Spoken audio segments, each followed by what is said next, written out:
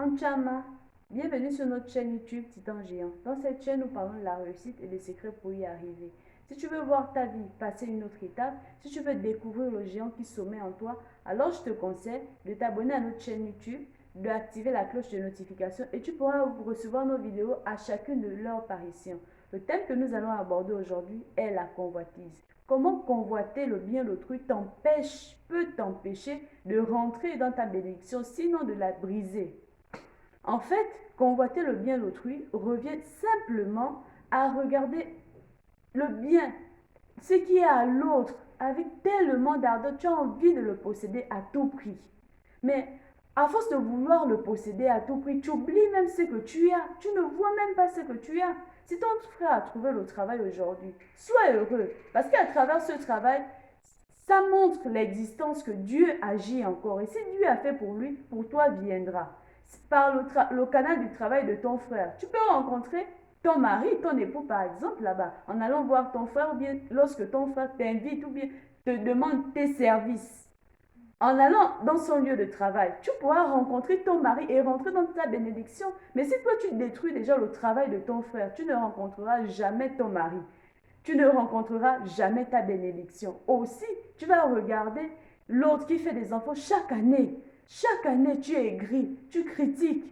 Parce que toi, tu n'as pas un enfant. Tu te dis comment Dieu peut lui donner des enfants, elle qui n'a même pas un mari. Chaque enfant, chaque père. Et moi qui ai mari, je n'ai pas d'enfant. Mais tu ne sais pas que sa bénédiction que tu admires, pour elle t'admire. Pour elle, sa bénédiction, c'est peut-être un fardeau parce qu'elle a du mal à nourrir ses enfants, elle a du mal à habiller ses enfants, et toi, elle t'admire. Tu es un mari aimant.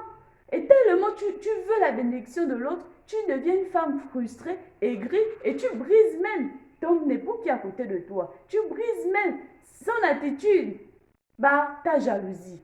Tu oublies même ce que tu as. Donc, cher titan, cher ami, nous devons apprendre à nous regarder. Nous devons apprendre à nous aimer, peu importe la condition dans laquelle nous sommes. Parce que nous faisons tous partie d'une chaîne.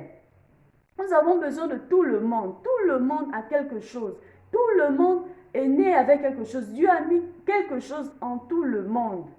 Et en découvrant ce que Dieu a mis, en découvrant le talent que tu as, tu pourras l'exprimer. Tu pourras l'exprimer pour la société. Tu pourras être un appui pour les personnes qui te suivent, pour les personnes qui te voient. Je vous invite à apprendre à vous connaître. Je vous invite à apprendre à vous aimer, peu importe la condition dans laquelle vous êtes. Ne regardez pas autrui, ne regardez pas à l'autre. Ne soyons pas aigris de ce que l'autre fait. Ne soyons pas aigris de ce que l'autre a, parce que nous avons tous quelque chose. Ton frère a trouvé un terrain, tu vas être aigri. Pourquoi il a trouvé un terrain? Ton frère a trouvé le travail, tu vas être aigri. Mais tu ne sais pas qu'au travers de ce travail-là, Dieu peut te bénir.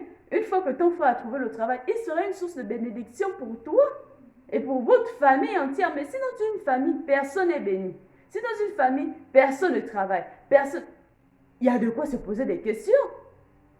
Donc, rentrons en nous-mêmes, essayons d'apprendre à nous connaître, essayons d'apprendre à découvrir le talent que nous avons et apprenons à le valoriser.